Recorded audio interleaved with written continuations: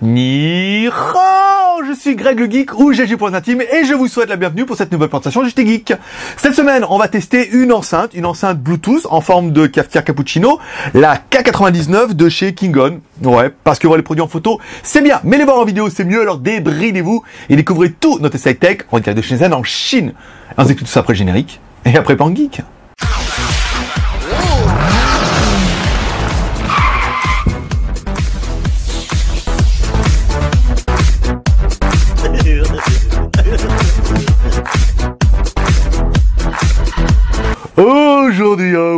Aujourd'hui, c'est lundi pour nous, ce sera mardi pour vous. Et aujourd'hui, on va souhaiter déjà la bienvenue à John. John qui est notre caméraman blagueur aujourd'hui, donc en mode passif. Il regarde un petit peu, il avait envie de voir comment travaillent les amateurs, donc ça lui fait un peu plaisir. Et on va tester aujourd'hui une enceinte Bluetooth en forme de cappuccino. Donc comme toujours, il y a une partie qui va me regarder. Alors là, c'est compliqué, parce qu'il y a une partie qui va me regarder là, une partie qui va me regarder là pour regarder un petit peu mes mains, et une partie qui va me regarder là pour voir moi le bel homme en Full HD. Voilà. Donc, oui, voilà, avec les caméras et tout. Après, on va en mettre là, et une dans mon... comme ça, pour que vous puissiez voir de l'intérieur. Alors, aujourd'hui, on va vous tester une enceinte Bluetooth Kingon. Alors, c'est vrai que quand on a vu, nous, cette enceinte, elle ressemble quand même plus que bien de mieux de ça à une Senseo. Et en fait, c'est pas une Senseo. Non, c'est vraiment une enceinte Bluetooth. Et vous allez voir, elle a quand même quelque chose qui est plutôt intéressant. Alors, au niveau de la présentation, dessous, on va retrouver un bouton Power On-Off ici. Voilà. À l'arrière, ce qui va nous intéresser, on va retrouver un lecteur de carte micro SD. Donc là, ça va être plutôt pas mal. On va retrouver également la connectique de charge en... Alors non, c'est la micro SD, la micro USB pour recharger. Donc ce sera la même connectique que votre smartphone. Ça, c'est plutôt bien. Une entrée line avec une jack 3.5. Peut être bien aussi. Et ensuite, on va retrouver, alors, sur le dessus, les boutons.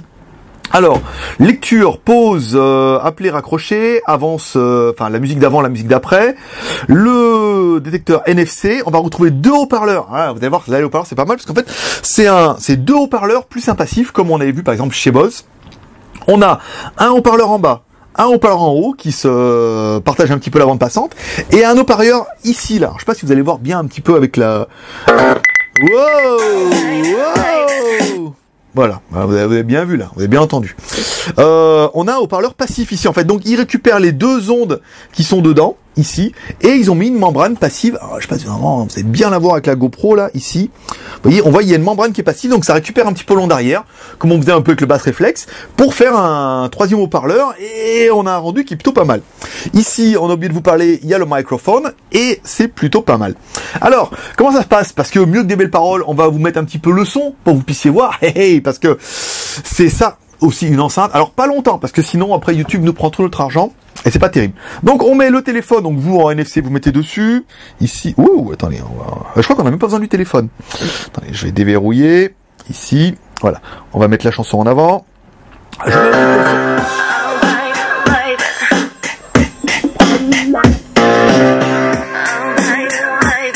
Voilà. Pas plus, on n'a pas le droit. On n'a pas le droit avec YouTube. Mais alors, qu'est-ce qu'on peut voir? C'est déjà que le son, il est super dynamique. Alors, je vous le remets encore un petit peu comme ça. Ici, on va mettre un petit peu en avant. À fond les manettes.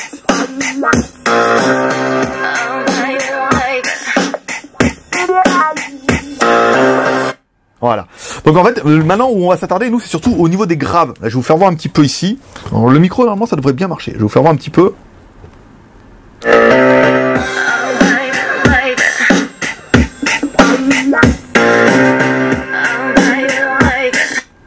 Donc on a quand même un son qui est plutôt dynamique et ça va nous permettre d'attaquer les plus et les moins de l'animal. Alors les plus pour nous, on aurait bien aimé, c'est une enceinte Bluetooth, ça synchronise plutôt pas mal, elle est NFC, donc là ça va être plutôt bien, vous allez pouvoir, hop, vous mettez votre téléphone dessus comme ça, hop là, NFC c'est synchronisé, ça c'est pas mal.